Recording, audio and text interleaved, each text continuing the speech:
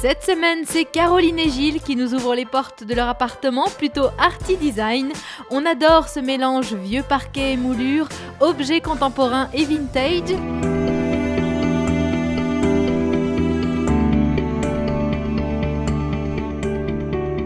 C'est amusant Gilles parce que on sent que l'architecte que tu es s'est amusé dans cet appartement qui est ancien, hein, il date du début du siècle. Ouais, l'immeuble date de 1905 et puis c'était une typologie assez conventionnelle, quoi, avec le couloir au milieu, les pièces dispatchées à droite et à gauche. Et puis finalement, moi j'aime bien ouvrir les espaces.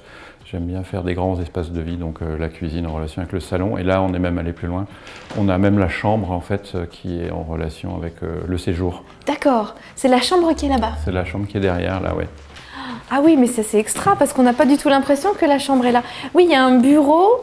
En fait, il y a un bureau tête de lit, en fait, qui escamote un petit peu le lit, ce qui fait que quand on est dans le salon et qu'on a cette grande porte qui est existante, on ne voit pas le lit. Et en complément, il y a un dressing en parois de verre derrière qui peut faire penser à un grand paravent.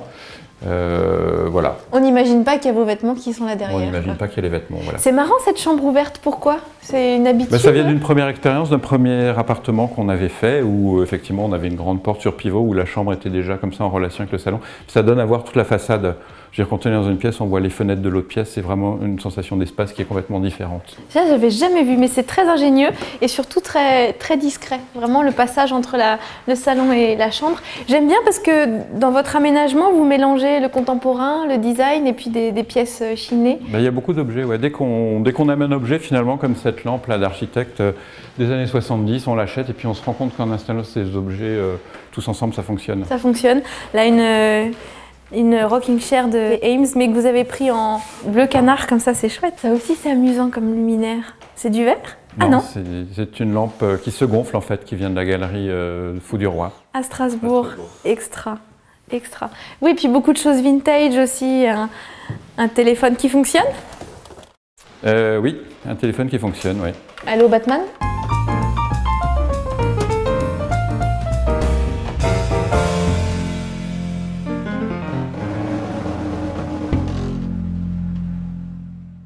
Et donc tu t'es vraiment amusé à retravailler l'espace. Il y a une chambre d'amis, donc vous avez créé un petit cabinet de toilette dans la chambre. Voilà, pour la chambre. Et autour un grand dressing voilà. Toute hauteur. Voilà, et on a utilisé cette boîte rajoutée en fait dans la pièce aussi en articulant un deuxième placard, un deuxième dressing qui est tout noir, qui est en médium noir teinté dans la masse.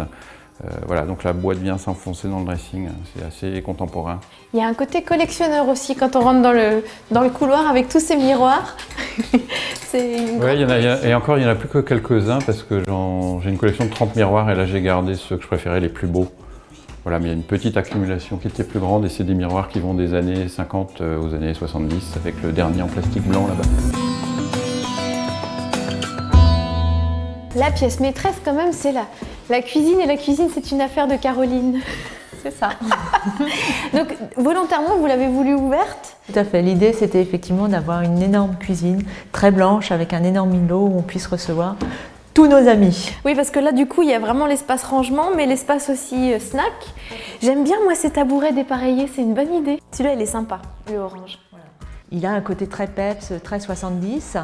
Donc l'idée c'était d'avoir un grand îlot, ça tu l'as dit. Là il fait quoi, 2,50 m? 2,50 m par 1,20 m. Et il est en quoi? Parce qu'on n'arrive pas à savoir la matière. C'est de la céramique qui est très costaud, qui remplace un petit peu le granit, qui a la même résistance que le granit.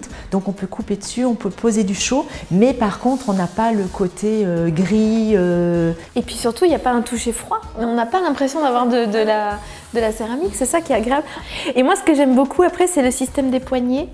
Un peu vintage, oui, aussi, finalement. Ouais, tout à fait. C'est des poignées à l'ancienne. Je sais que ma grand-mère avait les mêmes dans sa cuisine. C'est une alternative au sans poignée. Oui, au sans poignée ou à la poignée apparente en fait. Hein. Ça permet d'avoir des belles lignes et une belle dynamique au niveau des îlots. Et puis alors j'aime bien le travail du plafond aussi. Parce que vous avez mis un faux plafond, mais vous avez quand même gardé les moulures apparentes. Oui.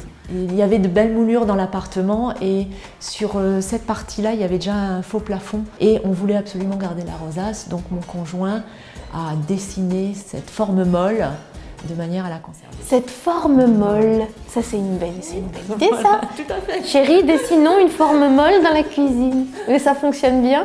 Et alors plein de luminaires un peu partout pour souligner les points chauds. Et alors parlons du sol. Ce sol est vraiment bluffant. Ça, c'est notre coup de foudre. C'est un carrelage qui a été dessiné par les frères Bourlec. Donc des designers qu'on connaît surtout pour leurs fauteuils. Oui. Je savais pas qu'ils faisaient du carrelage. Ils font beaucoup de choses. Et il y a un effet très poreux, il y a un effet béton. Voilà. En fait, c'est comme les anciennes dalles qu'on mettait dans les caves ou dans les garages. Il y a un effet velouté comme ça qui tout à est fait. chouette.